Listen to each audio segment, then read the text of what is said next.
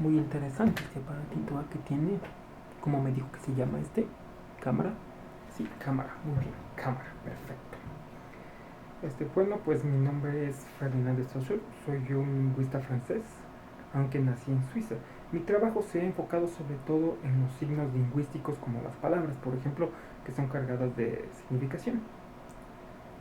El signo para mí se compone de dos partes. La primera, el significante y el significado. El significante es la figura literal del signo, la figura literal del signo, la parte literal, la parte física. Mientras que el significado es el concepto al que está ligado, ¿no es cierto? Pero bueno, ahí hay una gran diferencia que tenemos que entender claro aquí. El significado no necesariamente es físico. Perdón, el significado, sí, me equivoqué, perdónenme usted. Pero estas cosas del siglo XXI me ponen nervioso. Yo no soy como usted, viajero del tiempo. Bueno, sigamos hablando ya. Como pueden observar aquí, el significante no necesariamente es físico. Al contrario, el significante es una imagen mental, una imagen abstracta que está en nuestro cerebro. Mientras que el significado es aquello o el concepto con el que asociamos esta imagen que acaba de ser puesta en nuestro cerebro. Tenemos, por ejemplo, aquí un concepto que creo que es mejor graficarle para que usted vea, ¿no es cierto? Tenemos aquí, por ejemplo, el árbol y abajo la palabra árbol.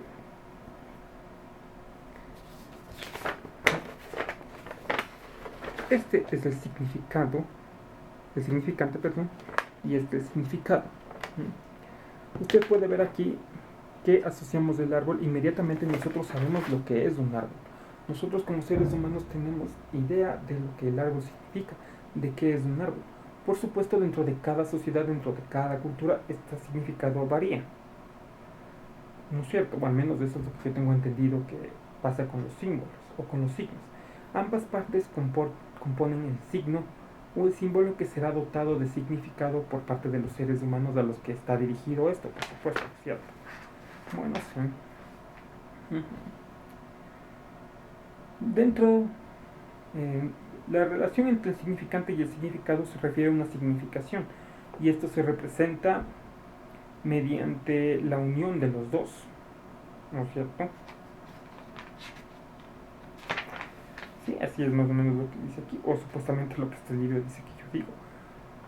Lo que yo entiendo es que los símbolos representan sus objetos, no son representaciones de los objetos, sino son vehículos que nos permiten entender el significado de algo, vehículos que nos permiten conocer o entender nuestro mundo. Entonces así el signo o los símbolos tenemos concepciones de ellas más las cosas mismas, y son las concepciones, no las cosas, lo que significan directamente los símbolos. Conductas relativas a concepciones de pensamiento. Por ejemplo, si digo Napoleón, usted no va a pensar inmediatamente en Napoleón, o no va a tener que arrodillarse a él, pero en todo caso sabe que está ahí hablando del emperador francés, ¿no es cierto? Los símbolos son también, no son, ¿cómo decirlo de una forma castellana? Sí, el símbolo nunca puede estar solo, el símbolo no es solo, no es único, al contrario, el símbolo es relacional, el símbolo tiene que estar relacionado con otras cosas o con otros símbolos para poder darle un entendimiento, porque el signo o el símbolo no puede significar una sola cosa por sí solo. Es decir, que tiene que estar relacionado con otras cosas o con otros objetos para que pueda tener el significado que se le piensa dar. Para que así el ser humano lo interprete y pueda conocer en realidad a qué se refiere un símbolo o a qué se refiere un signo, por ejemplo, también. Es importante ver, por ejemplo, le doy un ejemplo aquí. Este lápiz, o por ejemplo, tomemos el invento de Fogg.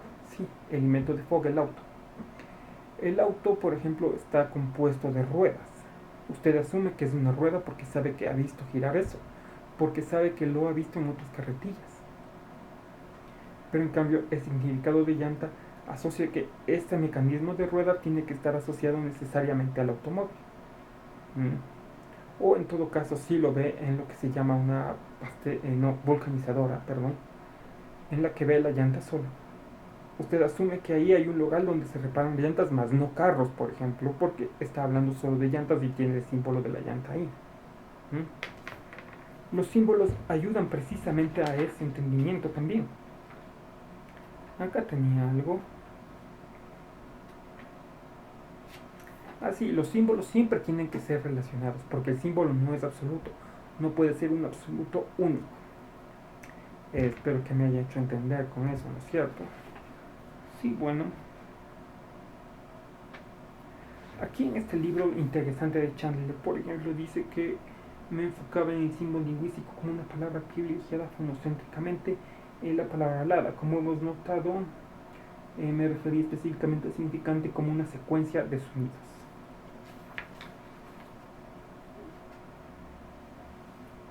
Por ejemplo, aquí está lo que acabo de decir. En esta página donde dice el sistema relacional, siempre afirmaba que los símbolos solo tienen sentido como parte de un sistema formal generalizado y abstracto.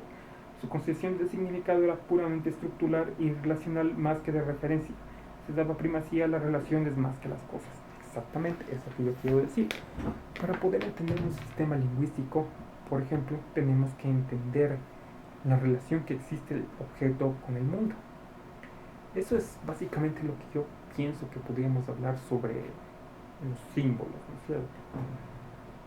Por ejemplo, los símbolos yo siempre les he visto que tienen que estar relacionados, las palabras siempre están relacionadas. Es una idea un poquito difícil de explicar y también de entender. Pero podemos entenderle a través de la palabra, por ejemplo, podemos entender una palabra, como ya dije, podemos entender Napoleón, por ejemplo. Pongamos Napoleón en el concepto histórico, en el contexto histórico, perdón, y lo relacionamos inmediatamente con otros sucesos históricos.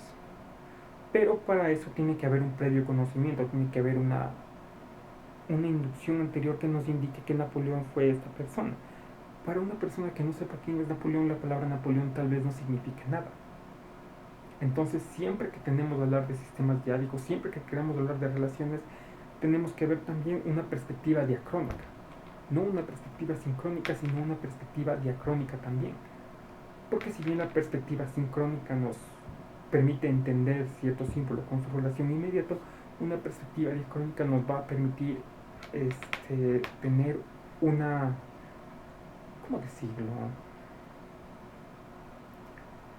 Sí, tener una visión más exacta de lo que pasará, o más exacta del símbolo y del significado del símbolo. Bueno, eso creo que es todo lo que puedo explicar sobre mi modelo. Espero que les haya gustado. A todos los viajeros en el tiempo, un saludo muy grande y suerte para los estudiantes de la carrera de antropología en la Salesiana en el siglo XXI en Quito, en Ecuador.